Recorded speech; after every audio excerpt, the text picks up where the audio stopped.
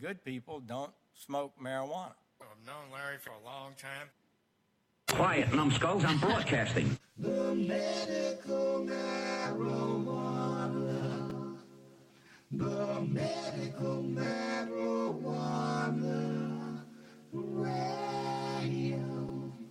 Radio show. The medical marijuana for you and me. Ah, yeah, the medical marijuana. Whoa, whoa, whoa, whoa, whoa, yeah, the medical. It's the medical marijuana show. You will know. I want to talk to you. I want to talk to you. Hey, boy, don't feel my world untrue. Yeah, I want to talk to you. My world can be true if you do what I tell you to. I want to talk to you. Good evening, everybody. Welcome to another edition of Medical Marijuana Radio. This one is for Saturday, the 28th of July, 2018.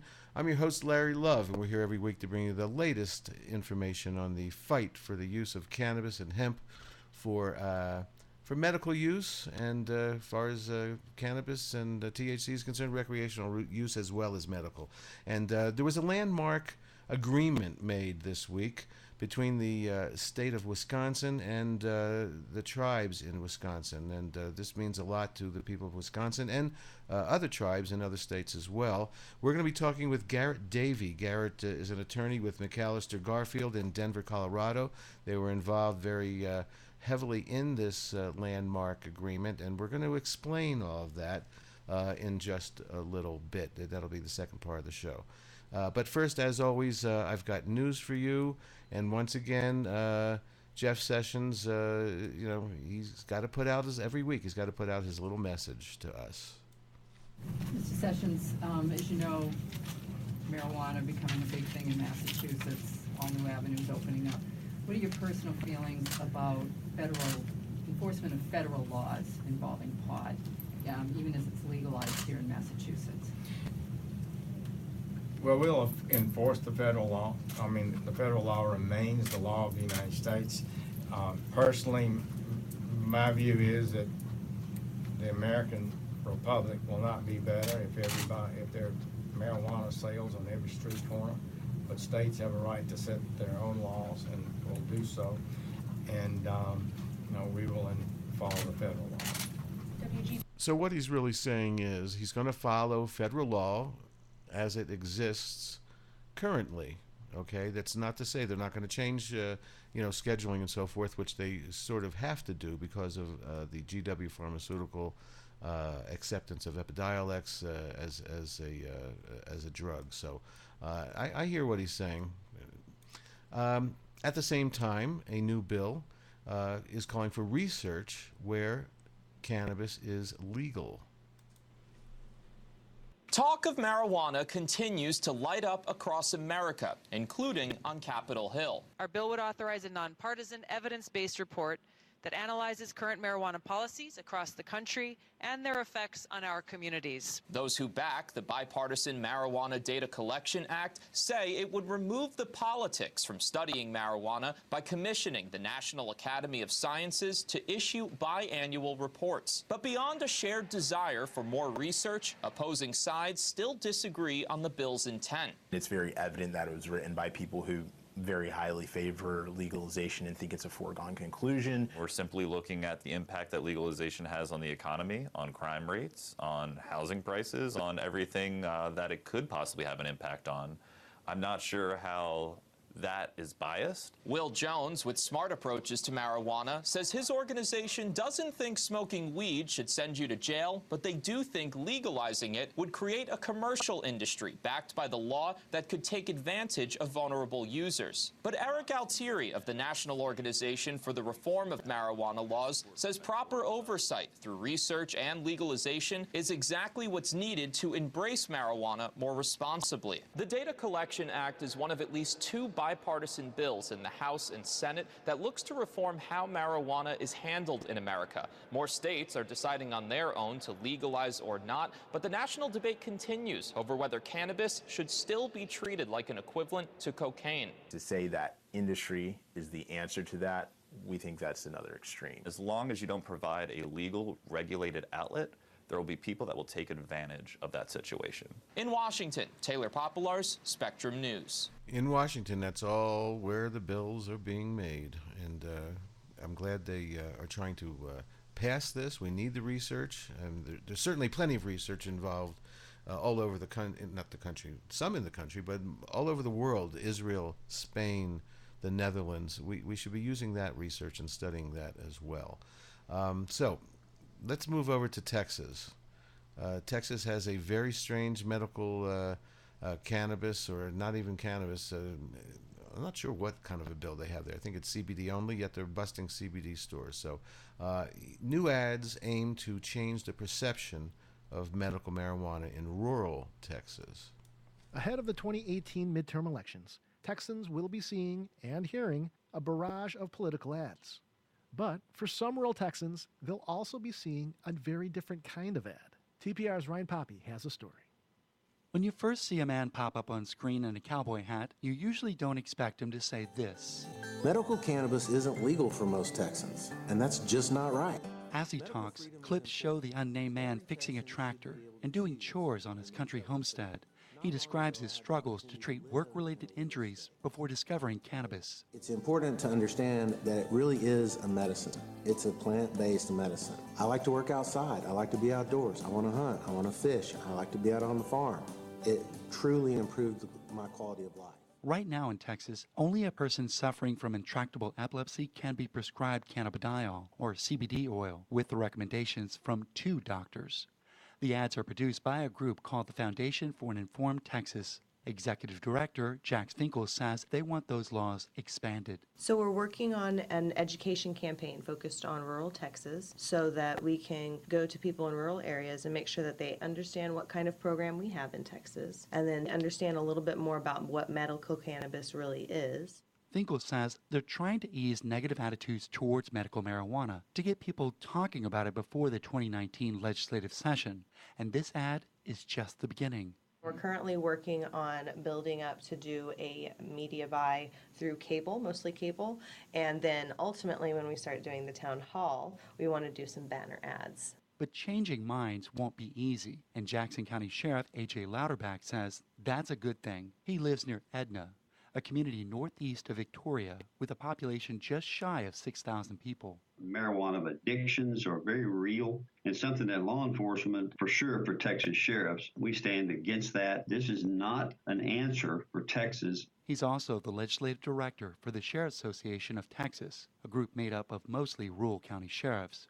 Louderback worries the ultimate motivation behind these ads is to, in the long run, make recreational marijuana legal in Texas. You know, it's beyond discussion point that marijuana is not a gateway drug into the adoption of a drug culture. Jax Finkel says she hopes her group's media blitz, which picks up in August, can help reverse this type of thinking. Right now, lawmakers say medical cannabis isn't the top thing on their minds. State Senator Charles Perry, a Lubbock Republican, says his constituents aren't bringing it up. At least in 51 counties I serve, there's not been an overwhelming swell of people running to me saying we've got to do this. So I think there's a lot of education yet to be done. I think there's a lot of momentum yet to be gained.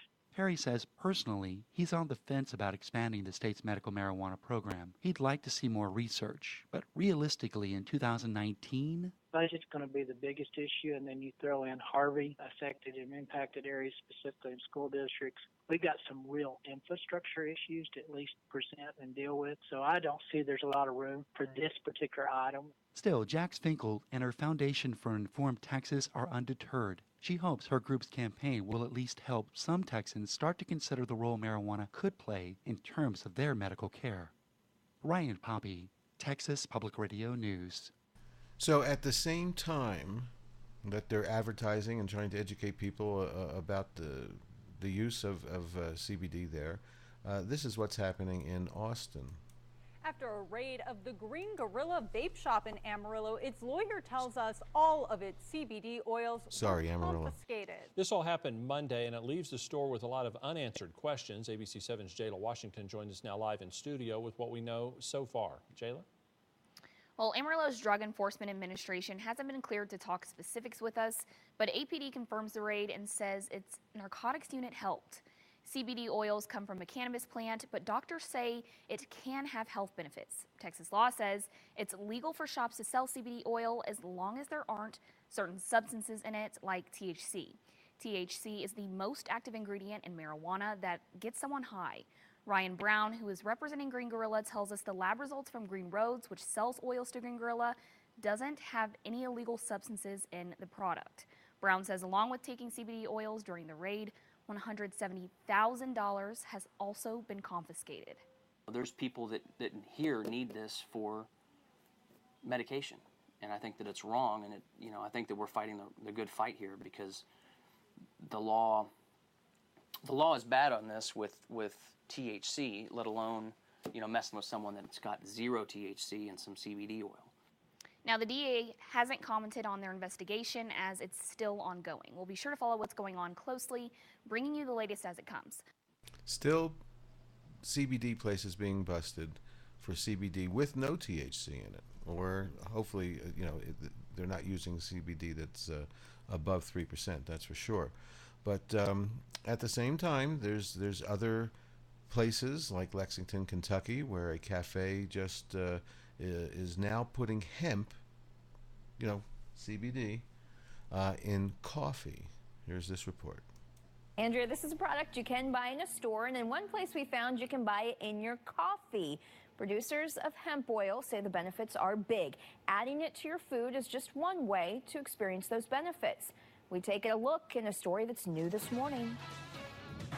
This small shop on the corner of Limestone and Loudon does a lot of repairs, a little retail, and cooks up its fair share of food. We have food, drinks, lots of drinks, from coffee and tea to beer to milkshakes to smoothies. And in any one of those smoothies, coffees, or shakes, you can now get a shot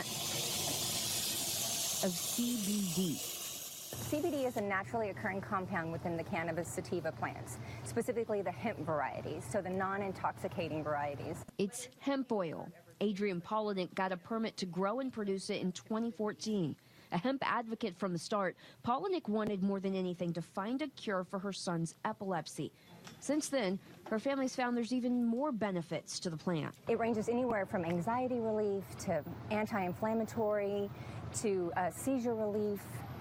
Tremors, pain, there's so many benefits. Her company, Bluegrass Hemp Oil, makes the CBD Broom Wagon sells in its shakes. Actually, Broom Wagon is at the cutting edge here in the city. I would say since they've started, there may be one or two that's trying to jump on the bandwagon as well, but they're definitely the first and leading here in the city. It's just a supplement to your diet, kind of like a vitamin would be, and for people to see the benefits, even if it's just calming you, for everyday things, or if it's some sort of medical benefit. It's already catching customers' eyes in this crowded cafe. And I think having it in places like Broom Wagon brings a normalcy to it, to where people realize that it is an okay thing, that it is a legal product, and that it is beneficial. And there is some controversy with hemp oil. Hemp is part of the cannabis family, but producers of hemp say the chemical makeup is different. It's interesting how they perceive things. Hemp is cannabis, cannabis is hemp, and the only difference legally now is that hemp is considered cannabis with less than 3% THC in it. So if there's less than 3% THC, legally it's hemp, but really, as we've said before on the show, it's all the same thing.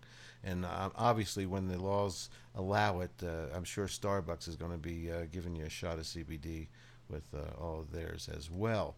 But as they said in Lexington at that little cafe, they're going to be infusing beer. Here is beer infused with cannabis will be available in Vegas, that's Las Vegas, Nevada, by mid-August. Well, it's an industry that has meant tens of millions of dollars in tax revenue to our state. And now recreational marijuana users might have another reason to visit their favorite dispensary. As News 3's Denise Rosh explains, a new company has come to town, bringing with it cannabis beer. It's taken the company about 18 months to develop this idea and create a safe product. And right here behind me, this is their tank farm out near McCarran Airport. Inside the warehouse, employees are cranking out a first-of-its-kind product. This is a fully automated line. Kevin Love says it's a craft beer whose time has come. It truly has zero hangover. Non-alcoholic and cannabis infused. It's called Two Roots and is being produced by Love's company, Cannabineers, right here in Las Vegas. He calls it a good alternative to marijuana edibles. The consumer is being told, hey, you have a chocolate bar or a soda, which one do you want? But they're not being told, hey, you have something that you're already familiar with and is lifestyle integrated. It's been just over a year since recreational marijuana sales kicked off in the Valley, and Love believes cannabis beer simply offers another choice for customers. Price? $5 a can. It tastes really light and refreshing. Casey Thompson helped out in taste tests. The onset, which I love the most, is very fast. So one of the issues that I find with being a cannabis consumer, especially when it comes to edibles, is that you have to wait sometimes an hour or 2 hours to feel the effect. Along with beer, the company is also producing cannabis-infused tea. Look for their products to hit dispensary shelves by mid-August. As for why start in Las Vegas, Love says with 43 million tourists annually, it only makes sense. So we wanted to start in this market where people would adopt the product a lot more easily, where we could fit in culturally in this market with a product like this. So I look forward to checking out something like that. Obviously, beer infused with cannabis, or should be very interesting because alcohol actually moves, and THC and CBD is soluble in alcohol, so it should be very interesting.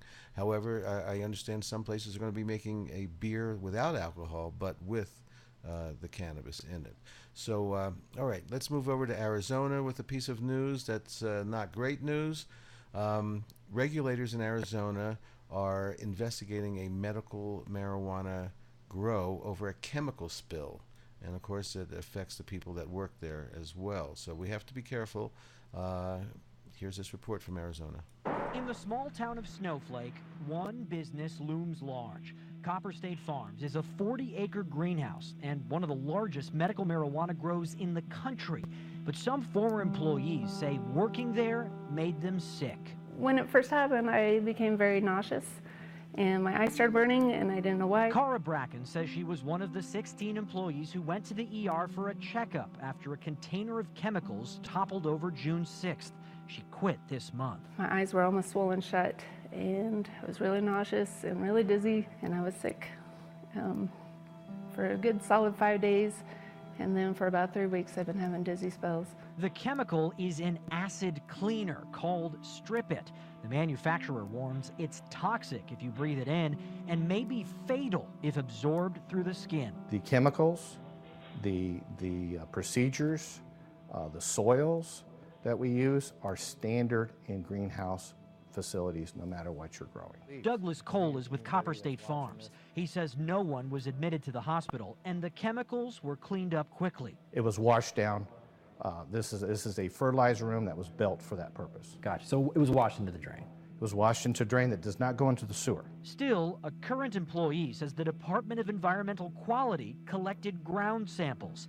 Cole says Copper State brought in consultants after the spill to review their safety procedures, but 2 fired employees say health issues are still common. Because of whatever chemical they use would literally I had my fingers peel one of the times when I had to do the drippers. I had an inhaler for work, I had an inhaler for home, and I had a breathing machine, which I would use every day at lunch. Cale Noost says he developed breathing problems while working in the greenhouse.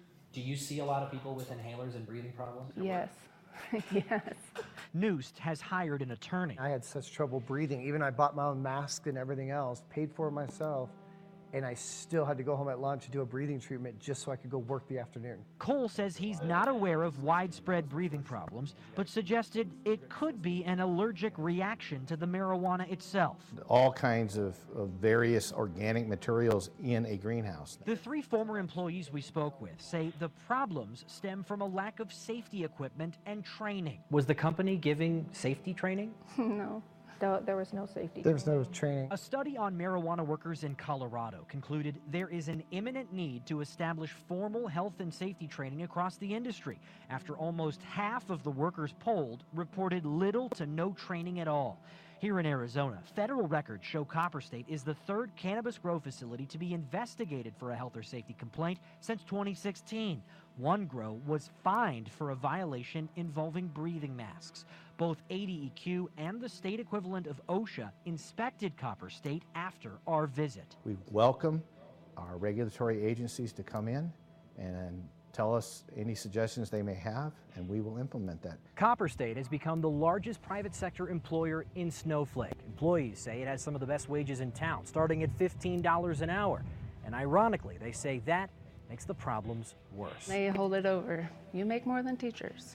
You know, we can treat you however we want. We pay well because we value our employees. We have good benefits because we don't want them worrying about their families. Everyone agrees jobs with good pay and benefits are hard to come by in a small town like Snowflake. These former Copper State employees say they're just hoping conditions improve for the 222 workers still there. So a lot to think about when you go into the medical cannabis industry. You know, who are you working for? What are their intentions? Are they going to follow rules and regulations? Do they care? Is it just about profit and making money? A lot to look at. There's people that have been in this industry, including myself, that weren't working for the greatest people because of their attitudes and so forth. So be careful if you want to get in this industry. Be careful what you ask for. All right, let's, before we take a break and talk to our guest, 2 more clips. We're going to go medical right now. This is Dr. Uma, and this is from Cannapedia. She goes around and testifies and talks about the medical use of cannabis. Here is this from Dr. Uma. I, Dr. Uma Dhanabalan, does not contribute to the opioid epidemic. I have not written an opioid prescription in over 8 years. I have seen several thousands of patients, and I make the statement, cannabis is not an entrance drug, it's an exit drug from pharmaceuticals and narcotics.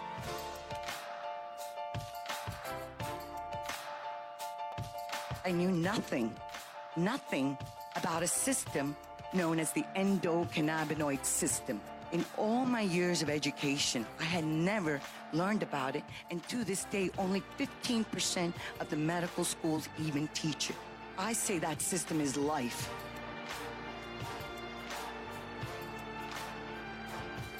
Today, cannabis is in Schedule 1 along with heroin, LSD, and ecstasy. Unacceptable. 3 facts that I do want everybody to remember. Nobody has overdosed from cannabis. You're not gonna die from it. You might feel like you're gonna die. No, I think we're dying. Okay, how much did you guys have? I don't know, we made brownies, and I think we're dead. Time is going by really, really, really, really slow. Well, instead of being charged, Carla, sorry. Number 2, it was prescribed by doctors in the United States of America from 1850 to 1942. Today, I do not get to do that. I can write a recommendation. Number 3, the U.S. government has a patent number 6630507, which was issued October 7, 2003. And this has been for all cannabinoids, not just one, but all cannabinoids as an antioxidant and neuroprotectant. Patients are improving their quality of life. And I can go to bed, and I know I'm giving them a safe medicine and an option. And I say cannabis is not for everybody, but I do believe it should be a first-line option, not the last resort. How do you follow a story like that?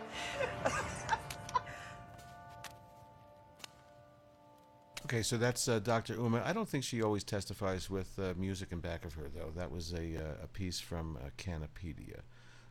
Very interesting, and of course she's preaching to the choir on this show, but you should play this for your friends and relatives. All right, before we take a break and talk to our guest, one more. This is Dr. Justin Sulak, Understanding CBD and THC Ratios. This is from healer.com. Important stuff. Here's this. Recently, cannabis growers have been developing specific strains of cannabis that have all the benefits without any psychoactivity. These strains tend to be high in a plant component called cannabidiol, or CBD. CBD is like a sister of THC, the most well-known active constituent of cannabis. CBD will actually block some of the psychoactive effects of THC while enhancing the benefits of THC. So for people who want to use cannabis and experience the benefits when they're at work or at school or with their families that don't want any psychoactive effects, one of the best strategies is to find a strain that's CBD dominant. You can use these strains at higher doses without having any psychoactive effects. One of the most important pieces of information is the ratio between CBD and THC. When you're at a 1-to-1 ratio of CBD and THC, equal parts, the psychoactivity starts to diminish. And when there's twice as much CBD to THC, a 2-to-1 ratio, there's almost no psychoactivity left at all. Some people that are very sensitive to THC may require an even higher ratio, 4-to-1 or even 10-to-1. But somewhere in that range, there will be a strain of cannabis or a ratio of CBD to THC that will allow you to use this medicine without getting any psychoactive side effects.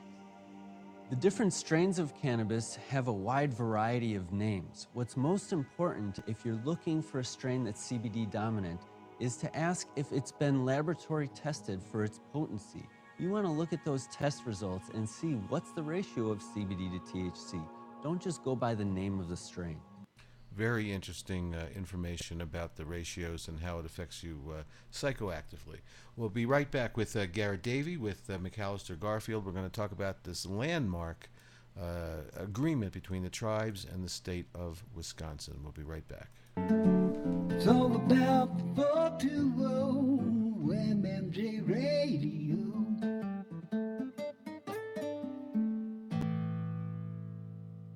The medical marijuana. The medical marijuana.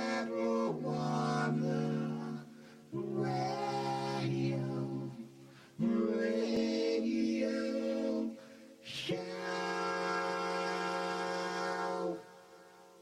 And we're back. And online today I have Garrett Davey. Garrett is with McAllister Garfield in Denver, Colorado, a law firm that was involved in the landmark agreement favoring full implementation of tribes, hemp, and CBD in Wisconsin. Welcome to Medical Marijuana Radio.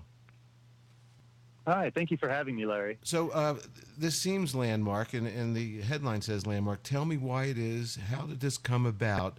And explain it so that we all understand. This is really breaking news. Yeah, well, a little background on the issue. So Wisconsin is what's called a public law 280 state, which means that the state of Wisconsin actually has criminal jurisdiction over tribal lands within the state of Wisconsin. And as a result of that, that means that the state can enforce its criminal code on those tribal lands. And so back in November of 2017, the tribe adopted a comprehensive hemp and CBD control program. And at that time within the state of Wisconsin, CBD was legal under certain circumstances. So those circumstances were if you had certain medical conditions and you had the recommendation of a physician, you were allowed to be in possession of certain amounts of CBD.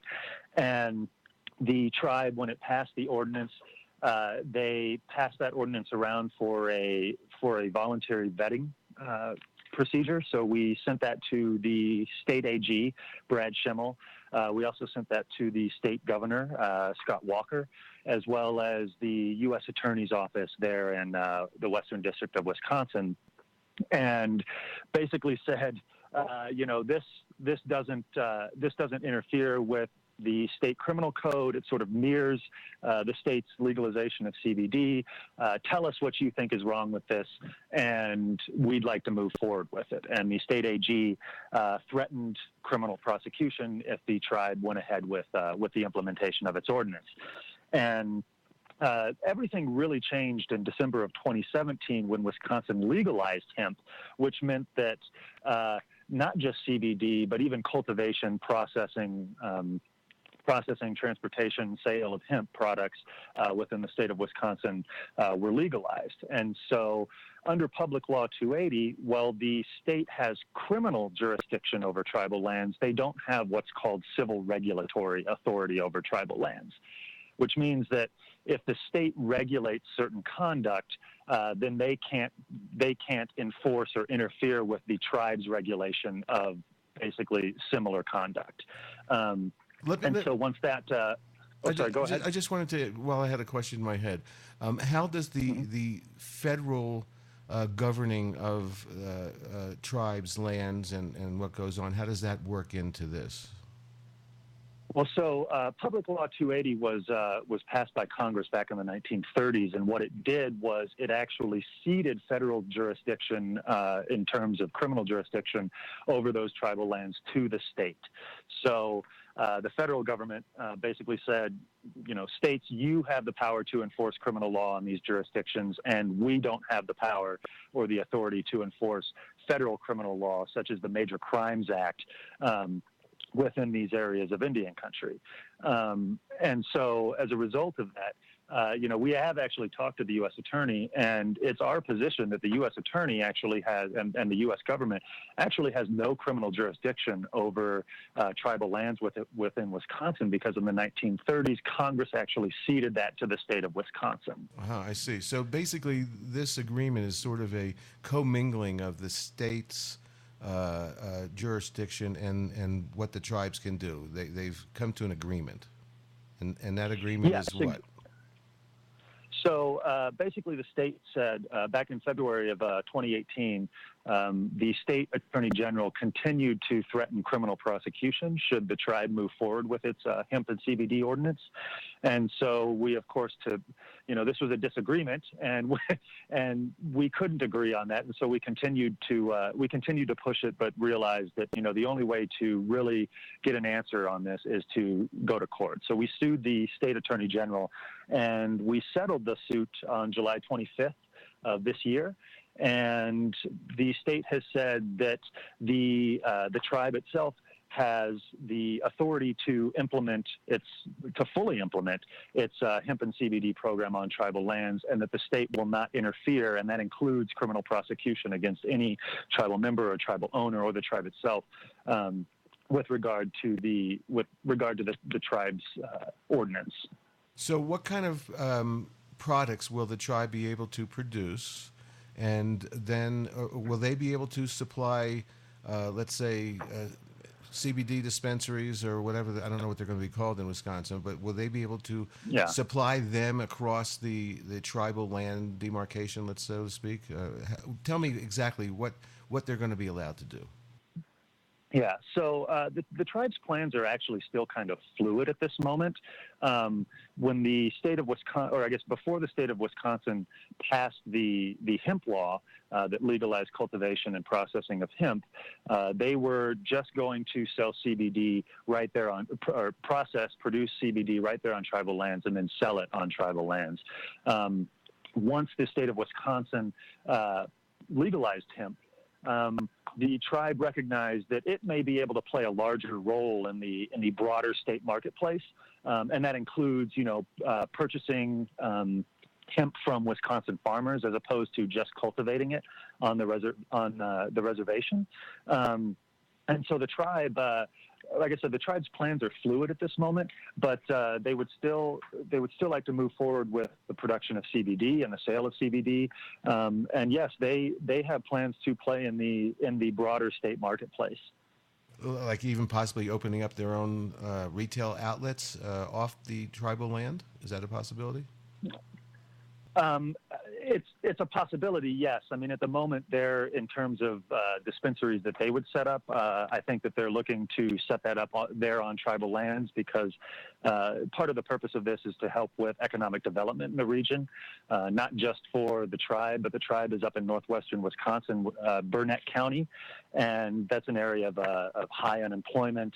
And so they not only see themselves as sort of filling a gap for tribal economic development, but more regional economic development as well. So how does this agreement move forward? How fast can, we're at the end of a sort of a middle of the growing season. So how will this move forward because of this great agreement a couple days ago? Yeah, so I mean, it allows the tribe to, at the moment, in the short term, because the tribe hasn't really moved forward with the implementation of its CBD and hemp ordinance, partially because they didn't want to run the risk of investing millions of dollars in this program and then having the state government come in and shut it down and seize plants or seize product. I don't know if you're familiar with the Menominee case up in Wisconsin, where the Menominee tribe grew hemp and it got raided, and they had actually spent a lot of money already. And so the tribe didn't want to run the risk of making that investment before they basically had an answer from the state that it was okay for them to move forward. And so now that that's done, like you said, we are in the middle of a growing season here, and this is the first growing season in Wisconsin, which is historic, or first growing season since, in contemporary times anyway. Right. And so the tribe is, they're still exploring options, but they've been in contact with a number of regional farmers in the state. And they are trying to play a role either at the moment in terms of buying that product from those farmers and then processing it on the reservation, or even storing some of that product and kind of playing a middleman at the moment. Sure. So is this a tribe that is rich and has a lot of money, or are they going to need, investors to come in and, of course, consultants? Because I'm not sure, what is their knowledge of hemp and making products and all? Is some sort of other companies going to come in and grab up some percentages to help them get going and to continue? Yeah, I mean, that still remains to be seen. The tribe certainly is cash poor.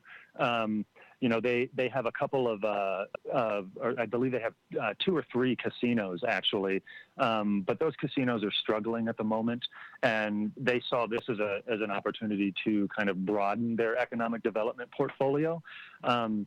They will certainly need some level of investment in this program. Now, whether or not that's actual monetary investment or technological or knowledge investment, that still remains to be seen. But yeah, they will certainly be involved with some outside groups. They would love to be involved with more outside tribes, and there are some tribes there in Wisconsin as well as in First Nations up in Canada that have real knowledge of hemp and CBD, and that they could move forward and partner with. And so it's not only an opportunity for the tribe to broaden its economic development, but it's also an opportunity for the tribe to partner with other indigenous groups throughout Wisconsin and Canada, as well as the United States. As we move forward down the road with this, to create a broader coalition. Create a broader coalition. Right. Yeah. So is hemp still going to be defined as below 3% THC? At the moment in the state, yes. Now there's still some question with regard to the legality of CBD. As I'm sure you're aware, the Congress said that it's all parts of the plant that are 0.3% THC and below, but the DEA and Department of Justice continue to take the stance that cannabis should be regulated by the parts of the plant, such that those parts of the plant that were exempted in the Controlled Substances Act, such as the stalks, the stems, non-viable seeds, if any extract comes from that, then DEA and DOJ believe that, okay, that's legal. But if it comes from the flowers of the plant, DEA says that that's still illegal. So there's still some question with regard to the legality of CBD. At the moment, we haven't seen any real federal enforcement against CBD businesses and CBD purveyors. But that could change at any moment. I think that they're wrong in that stance. Yeah, I mean, it's part of the plant, and that's where most of the cannabinoids, CBD, in the flower, you're going to get more out of that than you are any other part of the plant, for sure. So it's very hypocritical and contradictory at this point. Well, and we even during negotiations with the federal government over the tribe's hemp and CBD ordinance, we had a discussion with DEA in which DEA said, and to the extent that you're extracting hemp oil or CBD from those exempted parts of the plant, they believe that those parts of the plant have then been contaminated by the flowers of the plant as well as the resin of the plant. So even to the extent that the federal government has said, if you take it from these exempt parts of the plant, it's legal, they don't believe that you can take it from those. So their stance is pretty unequivocal on the illegality of CBD. Yeah. So you mentioned that how this would affect other tribes in Wisconsin. How do you and possibly in Canada? How will this affect tribes overall throughout the country in different states? Is it really about coordinating between what the current laws are in the states themselves that, let's say, already have programs? Or what about a state that doesn't have a program but an Indian tribe wants to get into this industry? Yeah, so the state of Wisconsin is unique in that, like I said, it has criminal jurisdiction over tribal lands. And so if a state happens to be a public law 280 state, such as, let's say, California or Minnesota, now Minnesota's not an issue. Minnesota has actually said that they're welcoming of tribes moving forward with these programs. But in a public law 280 state, if it's not legal, then the tribe will have real difficulty moving forward with any tribal program. However, if it's a state where hemp is not legal yet and the state doesn't have criminal jurisdiction over that tribe, there's nothing that says that the tribe can't exercise their sovereignty and pass comprehensive regulations with regard to hemp. Now, our belief is that you should be very careful with this process, and you should vet your program with the state and the federal government. But yeah, there's nothing to say that tribes in those states where hemp is still illegal, that they can't just exercise sovereignty and pass comprehensive regulatory programs. Okay, I have an interesting question for you. It just came to mind. Would the Wisconsin tribes that were going to be getting involved in this, would they be able to sell their products over the internet and cross state lines like many companies are doing right now?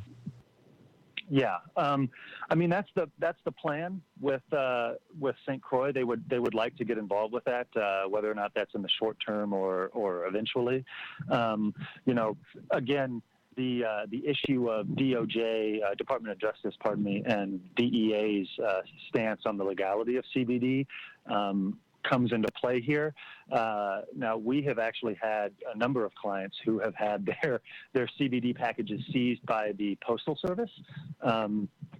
But yeah, I mean, there's an issue, or there's still some risk in selling it online.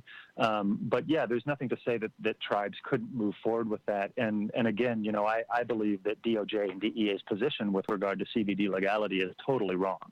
Right. Well, they've had patents on some of this, the federal government, 6630507, has been around for years. And so the contradictory views are that it has no medical use, and it does have medical use. So I don't understand why attorneys for all these years, that 6630507 U.S. patent has been around, I never hear them arguing that with the federal government about when legalizing cannabis.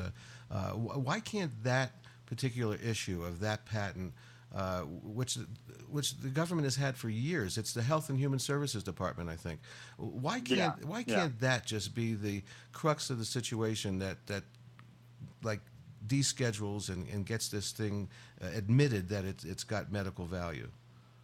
Yeah, I mean, I think that one of the major issues, and there have been several attempts to change the Controlled Substances Act with regard to marijuana and cannabis, but one of the major barriers was that even though the government has had these patents, and also other government agencies have discussed some of the medical and therapeutic benefits of cannabinoids and specifically. That part of the problem was that it was still illegal to cultivate the plant under the CSA. And so, that was a major barrier for a lot of people getting into that wanted to get into the industry. And then the Farm Bill, of course, was historic and really opened doors for states to legalize that conduct. But yeah, it's just another case of the federal government kind of talking out of both sides of their mouth, saying, well, we want control over this substance because we believe that it's got these negative effects. But at the same time, we'd like to, and this is maybe cynical, but at the same time, we'd like to make money off of the licensing of, right. of research and eventually products that may come from some of these cannabinoids. Sure. So is there a way for big pharma, so to speak, and big and little canna to coexist with each other in these industries? Because everybody that's been fighting for this plant for years and years and years is just afraid it's going to be getting taken away from us, and it looks like they're on their way to doing that. So how do we coexist with the federal government, with all the states and so forth, and make this work so that the just the people that have been fighting, the warriors, the people that have gone to jail, the Veronica Carpios of the world, how do we coexist with Big Pharma? Because obviously, if it's going to be a medicine, Big Pharma is going to be involved. Yeah. I think that there's certainly a path forward where we have hemp oil or CBD as a nutraceutical as opposed to a pharmaceutical. We saw GW Pharma just got their Epidiolex approved recently, and I think that there's certainly room for farmers and processors to coexist with this GW bill, the GW drug. I think that it's very possible for states to move forward where they protect both. You can have a prescription drug of CBD while at the same time having hemp oil. And let's be honest, there are a lot of companies out there that are marketing CBD when in reality they're selling full spectrum hemp oil, and they're just taking advantage of the marketing cash of CBD. And so, it's kind of intellectually dishonest to say by GW or anyone else that these hemp oil products out there are the same thing as what GW is trying to sell. And so I think that there's certainly a pathway forward for everybody in terms of producing these products. And I think that in terms of hemp oil, you get the full spectrum of cannabinoids with hemp oil, and really that's where the therapeutic and medical benefits come from. Totally agree with you. Full extract cannabis oil, hemp oil, whatever you want to call it. Look, cannabis and hemp, they're the same thing. Okay, they are. Yeah. The arbitrary 3% and below, to make it hemp is just something that I don't think was thought of very clearly. But it's certainly causing problems. So, you and McAllister Garfield being in Colorado, what are the tribes doing in Colorado? What are they allowed to do there, if anything? So the tribes in Colorado, it's kind of a free marketplace here in Colorado. We actually have some really protective hemp laws as well as marijuana laws. It's just that, we only have two tribes here in Colorado. We have the Southern Ute, and we also have the Ute Mountain Ute. And neither of them have really expressed much interest in getting involved in the cannabis game. The Southern Ute tribe has massive economic development investment. They're sitting on the San Juan Basin there, where they have major oil and gas development. They have real estate development here in Denver and around, and frankly around the country. And so they are an extremely cash rich tribe. And I think for them, they just don't want to risk some of the other investments in economic development they have with getting involved with marijuana or hemp. And the Ute Mountain Ute has expressed some interest here and there with getting involved with hemp, but we just haven't seen any movement from them.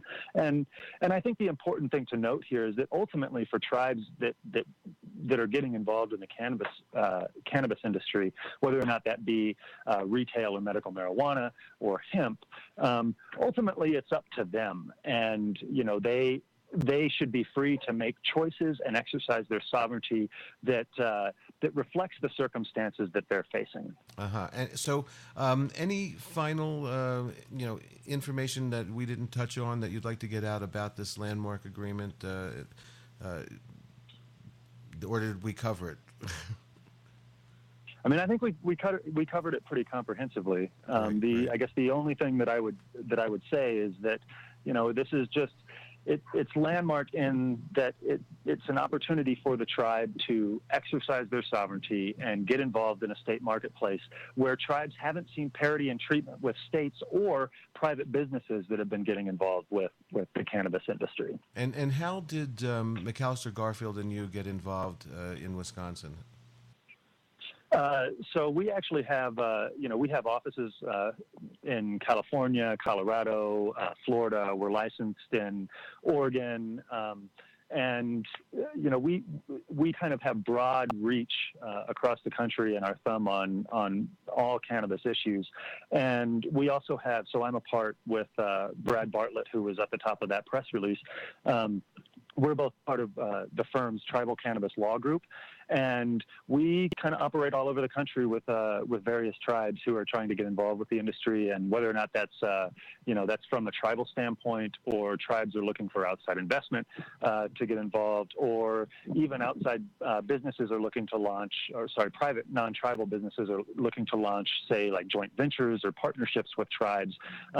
We do that work all over the country, and the tribe reached out to us because of our reputation in the cannabis industry, and at the time they wanted to grow marijuana, and we said, let's take this slowly and let's see where we can get.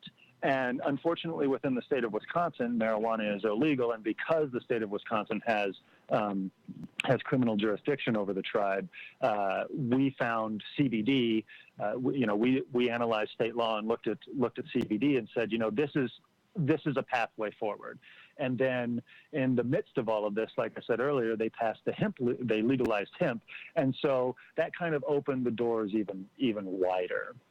Well, I personally want to thank you. I think this really is landmark, and I just felt, when I saw the press release that, something big was happening. I thank you guys at McAllister Garfield for getting involved and helping it move along, and thank you for your continuing help in the other states. I think it's needed that people that are knowledgeable need to be helping the states that are just getting started, because there's a lot of mistakes being made, and I appreciate that. How can people get a hold of McAllister Garfield if they want to get into the industry and want some good guidance?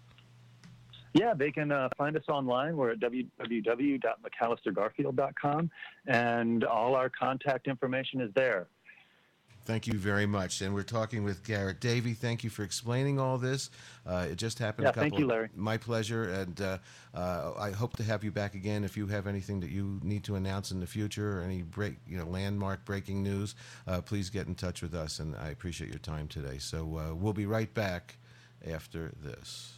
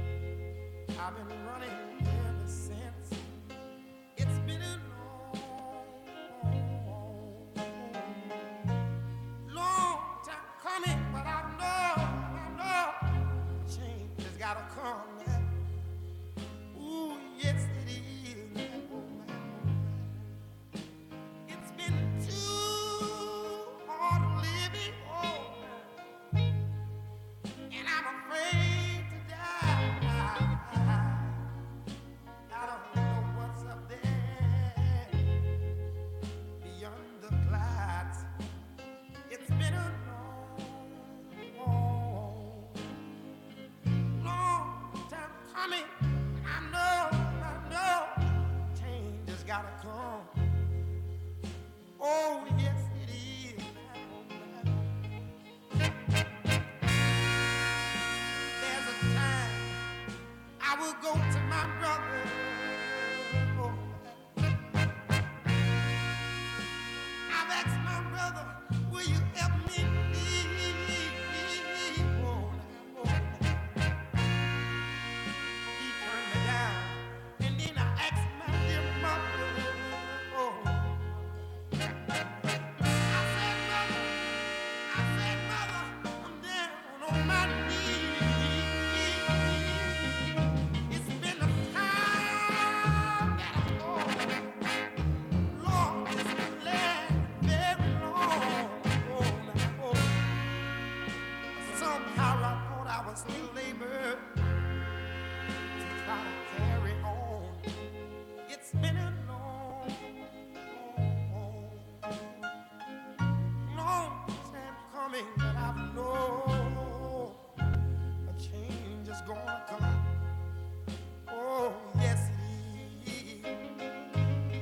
Just like I said, I went to my little bitty brother. Oh, my little brother. I asked my brother, help me, please. Oh, he turned me down, and then I go to my little mother, my dear mother. Oh, now. I said, mother, I'm down on my knees. But there was a time that I thought, Lord, this could last very long. Somehow I thought I was still able to try to carry on. It's been a long time coming, but I know, change gotta come. It's been so long to live too long. The change has gotta come. So tired of standing by myself and standing up alone. The change has gotta come. You know, and I know, you know that, I know, and you know, honey, that a change is gonna come.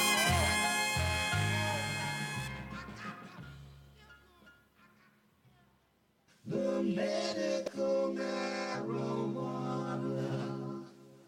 The medical marijuana. Radio show. The medical marijuana. Well, I think we understand that right now, don't we? That agreement between the tribes in the state of Wisconsin. Thank you, Garrett Davey with McAllister Garfield for explaining that to us. Also, thank you, Madam Mota, for setting that interview up. I really appreciate that as well. Also like to thank my two radio mentors, both with the initials HS. Thank you for your inspiration. If you are a patient, an advocate, an activist, you have a product to sell, a story to tell, write us at info@mmjradio.com. Again, info@mmjradio.com. You can also catch us at medicalmarijuanaradio.com with all of our previous recorded shows. You can also get there by going to mmjradio.com. My YouTube channel is LSLove88. SoundCloud and Spreaker, we're at MMJ Radio. On CannabisTube.net, you can find us. Also on Spreaker and iHeartRadio, you can hear us on the Time for Hemp Global Broadcasting Network. On NowTV.com, channel 937, and soon to come, I keep saying it, thecannachannel.com. Medical marijuana.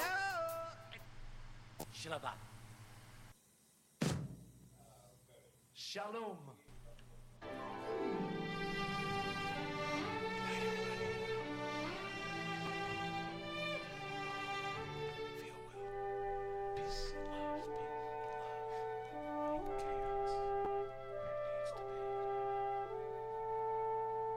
Oh yeah, and fuck Trump.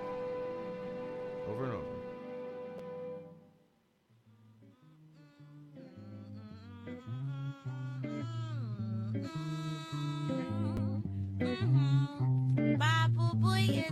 sweet, sweet,